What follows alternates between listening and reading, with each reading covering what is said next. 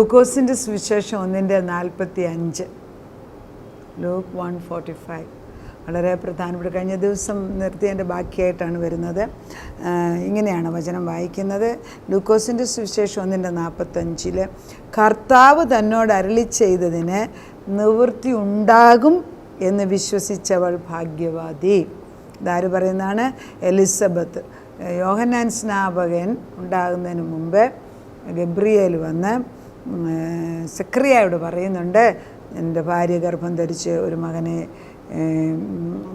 ഒരു ശിശു ഉണ്ടാകും, അവന് ദൈവത്തിൻ്റെ മുന്നോടിയായിട്ടുള്ളവനാണ് എന്നൊക്കെ പറഞ്ഞു കൊടുത്തിട്ട് അതവൻ വിശ്വസിച്ചില്ല. സെക്രിയ വിശ്വസിച്ചില്ല. സെക്രിയ പുരോഹിതനായിട്ട് പോലും വിശ്വസിച്ചില്ല. അതിനാൽ ദൈവദൂതൻ ഗബ്രിയേൽ ദേഷ്യപ്പെടുന്നതായിട്ട് അല്പം ദേഷ്യപ്പെട്ടിട്ട് പറയുന്നു. ഗബ്രിയേൽ പറയുന്നുണ്ട്, ഞാൻ ദൈവസന്നിധി നിൽക്കുന്ന ഗബ്രിയേലാകുന്നു. ആരാ? ലോകമനുഷ്യന് മനസ്സിലാകില്ല ദൈവത്തിൻ്റെ ദൂതൻ്റെ കഴിവ്.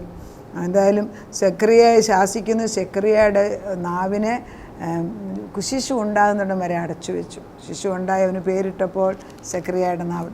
എന്നാൽ അതുകൊണ്ടാണ് ഇവിടെ മറിയ ഗർഭം ധരിച്ച്, അതായത് വചനം കൊണ്ട് ഗർഭം ധരിച്ചു കഴിഞ്ഞ് എലിസബത്തിൻ്റെ അടുക്കൽ ചെല്ലുമ്പോൾ എലിസബത്തിലുള്ള പ്രജ മറിയ ചെന്നപ്പോൾ, സ്ത്രീകളെ നീ അനുഗ്രഹിക്കും, നിൻ്റെ ഗർഭഫലം അനുഗ്രഹിക്കും, എൻ്റെ ഭർത്താവിൻ്റെ മാതാവിൻ്റെ അടുക്കൽ വരുവാൻ എനിക്ക് എങ്ങനെ മാനം എനിക്ക് എവിടെ നിന്നുണ്ടായി? നിൻ്റെ വന്ദനസ്വരം എൻ്റെ ചെവിയിൽ വീണപ്പോൾ. അത് മാതാവിൻ്റെ വന്ദനസ്വരം, ശിശുവിൻ്റെ അല്ല, മാതാവിൻ്റെ വന്ദനസ്വരം എൻ്റെ ചെവിയിൽ വീണപ്പോൾ പിള്ള എൻ്റെ ഗർഭത്തിൽ ആനന്ദിച്ച് തുള്ളിച്ചാടി. ആരായി വന്നു? അവിടെ ഇവിടെയും പരിശുദ്ധാത്മാവാ പ്രവർത്തിക്കുന്നത്. അതുതന്നെ ഞാനും പറയുന്നത്. നമ്മൾ ആത്മാവുള്ളവർക്ക് പരിശുദ്ധാത്മാവുള്ളവരെ കണ്ടാൽ എനിക്ക് നല്ല വ്യക്തമായിട്ട് അറിയാം. ഞാൻ ഓരോ വ്യക്തിയുടെ അടുക്കൽ ഓരോ മീറ്റിങ്ങിൽ ചെന്നാൽ എനിക്ക് പരിശുദ്ധാത്മാവുള്ള വ്യക്തി ആരാന്ന് പരിശുദ്ധാത്മാ എന്നെ വ്യക്തമായിട്ട് കാണിച്ചു തരും. ഞാൻ എല്ലാവരോടും ഒരുപോലെ പെരുമാറും. But my spirit knows who is the right person, because holy spirit is absolute truth. അപ്പം നമ്മളോട് പറയുകയാണ്, ഇവിടെ ദൈവത്തിൻ്റെ ആത്മാവിൽ മറിയയുടെ എലിസബത്ത് പറയുന്നു, കർത്താവ് തന്നോട് അരുളി ചെയ്തതിന് നിവൃത്തിയാകും എന്ന് വിശ്വസിച്ചവൾ ഭാഗ്യവതി. ആ ഒരു ഭാഗ്യവതി, കൃപ ലഭിച്ചവളെ, കൃപ ലഭിച്ചതിന് കൃപ നിറഞ്ഞവളായി മാറുകയാണ്. അതായിരിക്കണം നമ്മുടെ ജീവിതം. കൃപ എന്ന് പറയുന്നത് അർഹിക്കാത്ത ഒരു അനുഗ്രഹം എന്നൊക്കെ വിളിച്ചു പറയുമെങ്കിലും കൃപ എന്ന് പറയുന്നതിന് ഒരു ആഴമേറിയ അർത്ഥമുണ്ട്. കൃപ എന്ന് പറയുന്നത് ദൈവത്തിൽ നിന്ന് കിട്ടാവുന്നതെല്ലാം നമ്മളിലേക്ക് വ്യാപരിക്കുകയാണ്. അവൻ്റെ സ്വഭാവം, അവനെ തന്നെ നമ്മൾ ഉൾക്കൊള്ളുകയാണ് ഈ കൃപയെന്ന് പറയുന്നത്. അത് ഏത് സാഹചര്യത്തിൽ എന്ന് പറയും. പ്രയാസത്തിലാണ് ഏറ്റവും കൂടുതൽ കൃപ. സുഖത്തിലും സന്തോഷത്തിലും ഒക്കെ കൃപയുണ്ട്. സന്തോഷത്തിൽ സന്തോഷിക്കാതിരിക്കുന്നവരെ എനിക്കറിയാം. അതാ പറഞ്ഞിട്ട് ഒരു പ്രാവശ്യം എന്നോട് തന്നെ പറഞ്ഞു, ഞാൻ കുഴലൂതുമ്പോൾ നീ നൃത്തം ചെയ്യണം. കുഴലൂതുമ്പോൾ നൃത്തം ചെയ്യുന്ന എത്ര പേരുണ്ട്? അന്നേരം അവതാ പറഞ്ഞുകൊണ്ടിരിക്കും, ആവലാതി, പ്രയാസം. ഇതൊരു ശീലമായി മാറി. എനിക്ക് നമ്മുടെ ചർച്ചകൾക്കാണ് ഏറ്റവും കൂടുതൽ ഇതുള്ളത്. ഞാൻ വെസ്റ്റേൺ കൺട്രീസിൽ പോയിട്ട് അവിടെയുള്ള സ്ത്രീകളൊക്കെ ആ ചർച്ചിൽ, അവിടെയൊക്കെ ഇൻഡിപെൻഡൻറ്റ് ചർച്ചസ്, അവരെന്തൊരു സന്തോഷത്തോടാണ് പള്ളിയിൽ കയറി വരുന്നത്. നമ്മുടെ പള്ളി വരുന്നവരെ കണ്ട അപ്പടി ഭാരം പുറത്ത് വരുന്നു. Really that is absolute truth. I M telling. ഞാൻ എല്ലാ പള്ളികളിലും പോയിട്ടുണ്ട്, എല്ലാ സഭകളിലും പോയിട്ടുണ്ട്. So I know the difference. Anyway, അപ്പോൾ മറിയ പറയുകയാണ്, ഇപ്പം എലിസബത്ത് അനുഗ്രഹിച്ച് കഴിഞ്ഞാണ് മറിയയുടെ വായിൽ നിന്ന് വേണം നമ്മൾ കേൾക്കണം. എൻ്റെ ഉള്ളം കർത്താവിനെ മഹത്വപ്പെടുത്തുന്നു. കണ്ടോ, സ്തുതിക്കുന്നത് ദൈവമക്കൾക്ക് ഉചിതമെന്ന് പറഞ്ഞതിൻ്റെ കഴിഞ്ഞിട്ടുള്ള ഭാഗമായി വരുന്നത്. എൻ്റെ ഉള്ളം കർത്താവിനെ മഹിമപ്പെടുത്തുന്നു, എൻ്റെ ആത്മാവ് എൻ്റെ രക്ഷിതാവായ ദൈവത്തിൽ ഉല്ലസിക്കുന്നു. അവൻ തൻ്റെ ദാസിയുടെ താഴ്ച കടാക്ഷിച്ചിരിക്കുന്നുവല്ലോ. ഇന്നു മുതൽ എല്ലാ തലമുറകളും എന്നെ ഭാഗ്യവതി എന്ന് വാഴ്ത്തും. നമ്മൾ പറയും സ്വയപ്രശംസയാന്നില്ലേ? പരിശുദ്ധാത്മാവ് വരുമ്പോൾ ഇതൊക്കെ സംഭവിക്കുന്നു. ശക്തനായവൻ എനിക്ക് വലിയവ ചെയ്തിരിക്കുന്നു, അവൻ്റെ നാമം പരിശുദ്ധം തന്നെ. അവനെ ഭയപ്പെടുന്നവർക്ക് അവൻ്റെ കരുണ തലമുറയോളം ഇരിക്കുന്നു. എന്ത് വേണം? കർത്താവിനെ സ്നേഹിച്ച് കർത്താവിൻ്റെ കൃപ കിട്ടിയാൽ തലമുറയായിട്ട് ദൈവം അനുഗ്രഹിക്കുന്ന ദൈവമാണെന്ന് മറിയയുടെ മാതാവിൻ്റെ വായിൽ നിന്ന് വരുന്നത് കണ്ടോ? ഇതൊക്കെ ആത്മാവിൽ പ്രവചിച്ചു പറയുന്നതല്ലേ? അത് നമുക്ക് ഇന്നും ജീവനല്ലേ? അവനെ ഭയപ്പെടുന്നവർക്ക്, അപ്പോൾ യഹോവ ഭക്തിയാണ് നമുക്ക് ആവശ്യം.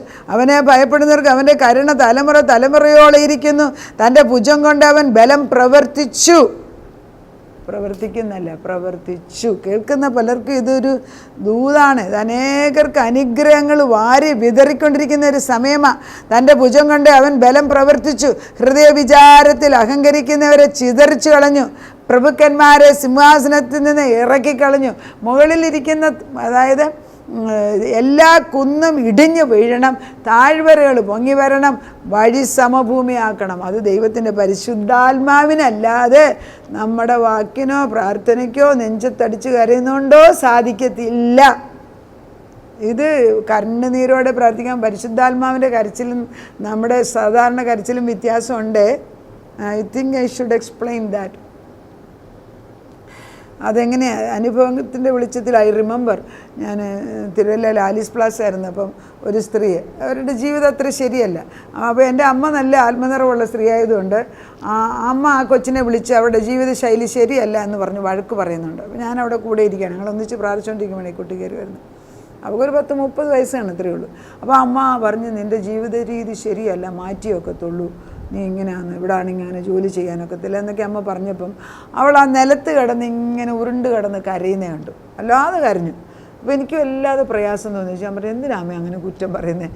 അവർ പോട്ടെ, എന്തിനാ അവർ ഒത്തിരി കുറ്റം പറയുന്നത്? അപ്പോൾ അമ്മ എന്നോട് തിരിച്ച് പറഞ്ഞു, ചുമ്മാതാടി, അവൾ ചുമ്മാതെ കരയുന്നതല്ലേ എന്ന് പറഞ്ഞു. അപ്പോൾ എനിക്ക് ഒന്നുകൂടെ ദേഷ്യം വന്നു അമ്മയോട്. അമ്മയ്ക്ക് എങ്ങനെ അറിയുന്നത് അവൾ ചുമ്മാതാണോ കരയുന്നതെന്ന്? അമ്മ പറഞ്ഞല്ല, അവൾ ചുമ്മാതാ കരയുന്നതെന്ന്. എന്ത് പറഞ്ഞു, ഒരാഴ്ചക്കകം നമ്മുടെ അവിടെ തന്നെ ജോലി ചെയ്ത ഒരു പുരുഷൻ്റെ കൂടെ അവൾ ഇറങ്ങിപ്പോയി. അപ്പോൾ അമ്മ പറഞ്ഞാണോ ഞാൻ പറഞ്ഞാണോ ശരി? കറക്റ്റ്. ദൈവത്തിന് തെറ്റു പറ്റത്തില്ല. ആത്മാവിൻ്റെ കരച്ചിലും ജഡത്തിൻ്റെ കരച്ചിലും രണ്ട് ധ്രുവമാണ്. പ്രാർത്ഥിക്കാൻ പറയുമ്പോൾ കരച്ചിലുണ്ട്, പ്രാർത്ഥിക്കാൻ പറയുമ്പോൾ എനിക്കറിയാവുന്ന ഒരു സ്ത്രീയാണ്. പ്രാർത്ഥിക്കാൻ പറയും, എപ്പം പ്രാർത്ഥിച്ചാലും നിലവിളിച്ച് അവർ കരയിൽ പ്രാർത്ഥിക്കത്തുള്ളൂ. അവരെല്ലാം ഞാൻ വരും, ദൈവമേ അകത്തു നിന്നാണോ പുറത്തു നിന്നാണോ? അവർക്ക് ആ ശൈലിയാണ്. ഒരു ടേപ്പ് റെക്കോർഡ് ചെയ്ത് വെച്ചിരിക്കുന്നത് റെക്കോർഡ് ചെയ്തിരിക്കുക. പ്രാർത്ഥിക്കാൻ പറയുമ്പോൾ വേറെ ആൾക്കൊരു അവസരം കൊടുക്കുന്നത്, അതിന് മുമ്പ് അവർ പ്രാർത്ഥിച്ച് കഴിയും. പക്ഷേ സെയിം റെക്കോർഡിങ് ചെയ്തിരിക്കുന്നവരുടെ പ്രാർത്ഥന പൊങ്ങി വരും. അപ്പോൾ ഞാൻ പറയും, എൻ്റെ ഭർത്താവ് ഇവരാണോ പ്രാർത്ഥിച്ചത്? ഞാൻ ദൈവത്തോട് ചോദിക്കും. ഇടയ്ക്ക് ആത്മാവ് പ്രാർത്ഥിക്കായിരിക്കും, പക്ഷേ the spirit realm is different. ആത്മാവ് പ്രാർത്ഥിക്കുമ്പം കണ്ണുനീര് വരുന്നതും അല്ലാത്ത കണ്ണുനീരും വ്യത്യാസമുണ്ട്. അത് അനുഭവിച്ചിട്ടുള്ളവർക്കറിയാം വ്യക്തമായിട്ട് ഞാൻ എന്താ പറയുന്നത്, നന്നായിട്ട് മനസ്സിലായി. എല്ലാവരും ആത്മാവിൽ കരയണമെന്ന് ഞാൻ ആഗ്രഹിക്കുന്നു. ആത്മാവിൽ കരയേണ്ടിയപ്പം കരയണം, ആത്മാവിൽ ചിരിക്കേണ്ടിയപ്പം ചിരിക്കണം. പരിശുദ്ധാത്മാവ് നമ്മളെ ചിരിപ്പിക്കുകയും സന്തോഷിപ്പിക്കും. അതൊരു സത്യമാണ്.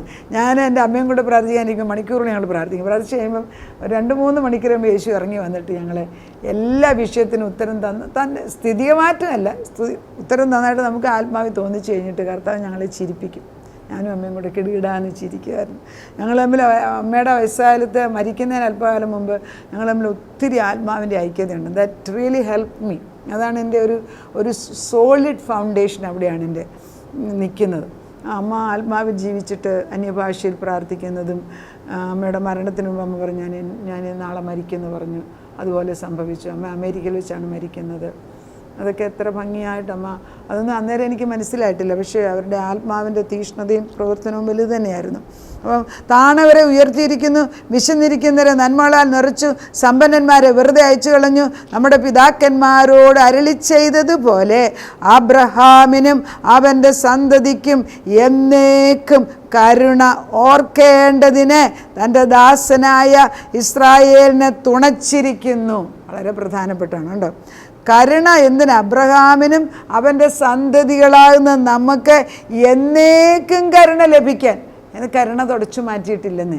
എന്നേക്കും കരുണ ലഭിക്കാൻ തക്കവണ്ണം തൻ്റെ ദാസനായ ഇസ്രായേലിനെ അവൻ ദൈവം തമ്പുരാൻ തുണച്ചിരിക്കുന്നു. ഇസ്രായേലിനെ തുണച്ചതുകൊണ്ടാണ് കന്യാമറിയയിൽ ഗർഭം ധരിച്ച് കൃപ ലഭിച്ചവളാക്കി ദൈവത്തിൻ്റെ പുത്രൻ കടന്നു വന്നത്. എത്രയോ കാലാകാലങ്ങളിൽ അല്ലെ സെഞ്ച്വറീസ് ഓഫ് പ്ലാനിങ് സ്വർഗത്തിൽ നടന്നിട്ടാണ് അത് നടന്നത്. നമുക്ക് പറയുമ്പം ചെറിയൊരു കാര്യമായിട്ട് തോന്നിക്കും. ചെറിയ കാര്യമാണോ? അല്ല. ആ ഒരു പിവറ്റ്, ആ ഒരു യേശു ഭൂമിയിൽ വന്നതിലാണ് ഭൂമി മുഴുവനും കറങ്ങുന്നത്, അതേലാണ് നിൽക്കുന്നത്. That is the axis. അതാണ് നമ്മുടെ സെൻറ്റർ കോർ. അത് നമ്മൾ മനസ്സിലാക്കാതെ നമ്മൾ എന്തെല്ലാത്തിനും നമ്മുടെ ശ്രദ്ധ പോകുന്ന, ആ ശ്രദ്ധ കളയുന്നത് പിശാചാണ്. ആ ശ്രദ്ധ കളയുന്നത് തിരിച്ചു വരാനാണ്.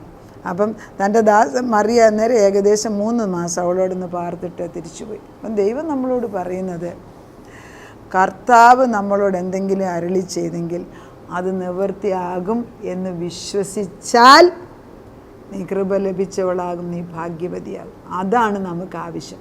ഇഷ്ടം പോലെ പ്രോമിസസ് എനിക്ക് തന്നിട്ടുണ്ട്, എനിക്കറിയാവുന്ന പലർക്കും ദൈവം പ്രോമിസസ് കൊടുക്കുന്നുണ്ട്. പക്ഷേ ദ പ്രോബ്ലം നെക്സ്റ്റ് ഈസ് ആ തന്ന പ്രോമിസസ് നമ്മുടേതായിട്ട് സ്വീകരിച്ച് വളർത്താൻ അറിഞ്ഞുകൂടാ. അതിന് നല്ല ശ്രദ്ധ വേണം. വേണ്ടാത്തതിനെ എടുത്ത് കളഞ്ഞ് വേണ്ടതിന് മാത്രം നല്ല തോട്ടമാക്കണം. ഈ തോട്ടത്തിനകത്ത് വേലി ഒരിക്കലും പൊളിയരുത്. എല്ലാ ദിവസവും വേലി ഉറപ്പിച്ച് കെട്ടണം.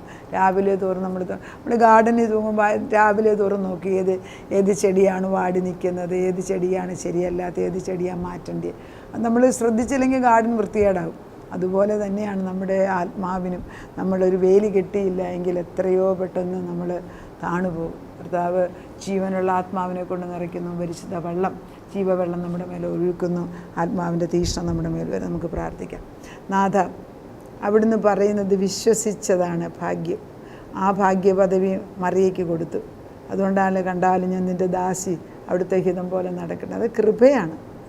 ആ കൃപ ഇന്ന് സ്ത്രീജനങ്ങൾക്കെല്ലാം അവിടുന്ന് തന്നിട്ടുണ്ട്, പുരുഷന്മാർക്കുണ്ട്. പക്ഷെ മാതാവിൻ്റെ പേര് നമ്മൾ ചോദിക്കുമ്പോൾ ആത്മാവിൻ്റെ ശക്തി, അതേ സ്വഭാവത്തിൽ ദൈവം പറഞ്ഞത് വിശ്വസിക്കാനുള്ള ആത്മാവ് ഞങ്ങൾക്ക് ഇട്ട് തരണം. ദൈവം എന്ത് പറയുന്നു അത് വിശ്വസിക്കുക. അതിൽ നിന്ന് ഇടത്തോട്ടോ വലത്തോട്ടോ മാറാതിരിക്കാൻ ഞങ്ങളെ പഠിപ്പിക്കണം. ദൈവത്തിൻ്റെ പരിശുദ്ധാത്മ എഴുന്നള്ളി വന്നിട്ട് തലമുറകൾക്ക് ഐശ്വര്യം വാങ്ങിച്ചു കൊടുക്കുവാൻ അവരുടെ നാവിനെ ശുദ്ധീകരിച്ച് ദൈവത്തിന് മഹത്വം കൊടുത്ത് ദൈവം പറഞ്ഞതാണോ അത് നടന്നിരിക്കും. അതിന് വിപരീതമായിട്ട് നമ്മുടെ തലമുറകൾ പോകരുത്. കർത്താവേ, അപ്പച്ചൻ്റെ ആത്മാവരുടെ മേൽ വ്യാപരിച്ചു കൊണ്ടേയിരുന്നാട്ട്. വേലി കെട്ടിക്കോണം അപ്പച്ച, ചിറകിൻ്റെ കീഴെന്ന് മാറ്റല്ലേ എന്ന് പ്രാർത്ഥിക്കുന്നു. അപ്പച്ചൻ്റെ തൂവലിനകത്ത് അവരെ സൂക്ഷിക്കണേ എന്ന് പ്രാർത്ഥിക്കുന്നു. അതേ കർത്താവ്, നിൻ്റെ വശത്തെ 1000 പേരും നിൻ്റെ വലതുവശത്ത് 10,000 പേരും എങ്കിലും നീ വേലി കെട്ടിയതാണെങ്കിൽ അവിടെ ഒരു ബാധ നിൻ്റെ കൂടാരത്തിന്, ആ കൂടാരത്തിന് പുറത്തു പോകാൻ ഞങ്ങളുടെ കുഞ്ഞുങ്ങളെ വിടരുത്, ഞങ്ങളെ വിടരുത്. നിനക്ക് ഹിതമില്ലാത്ത വഴികൾ കൊട്ടി അടയ്ക്കണേ എന്ന് പ്രാർത്ഥിക്കുന്നു അപ്പച്ച. അനേക കുടുംബങ്ങൾക്ക് ഇതൊരു വെളിച്ചമായിട്ട്, അവർക്ക് എങ്ങനെ പ്രാർത്ഥിക്കണമെന്ന് അറിയത്തില്ലെങ്കിൽ ദൈവത്തിൻ്റെ വചനത്തിൻ്റെ അടിസ്ഥാനത്തിൽ ഞാൻ പറയുന്ന വചനം പല പ്രാവശ്യം കേട്ടിട്ട് അതിൽ നിന്ന് പരിശുദ്ധാത്മാവിൻ്റെ ശക്തിയിൽ പ്രാർത്ഥിപ്പിക്കണമേ എന്ന് പ്രാർത്ഥിക്കുന്നു. വചനമെടുത്ത് വായിക്കട്ടെ, സത്യവചനത്തിൻ്റെ ആത്മാവ് പ്രവർത്തിക്കട്ടെ. നന്മയും കതിരും പതിരും, നന്മയും തിന്മയും എന്തെന്ന് മനസ്സിലാക്കി നന്മ തിരഞ്ഞെടുക്കാനും ആറ്റരികത്ത് നട്ടിരിക്കുന്ന ഫലം കായ്ക്കുന്ന വൃക്ഷങ്ങളാക്കി ഞങ്ങളുടെ കുഞ്ഞുങ്ങളെ ആക്കാൻ, തലമുറകളെ ആക്കിയെടുക്കാൻ, ഞങ്ങളുടെ കുടുംബങ്ങളെ ആക്കിയെടുക്കാൻ ഞങ്ങളെ പഠിപ്പിക്കണമേ. നാഥനത് ചെയ്തിരിക്കുന്നതിനാൽ സ്തോത്രം. പ്രാർത്ഥനയുടെ ഉത്തരം തന്നതിന് നന്ദി. യേശു ക്രിസ്തുവിൻ്റെ പുണ്യനാമത്തിൽ തന്നെ, ആമേൻ.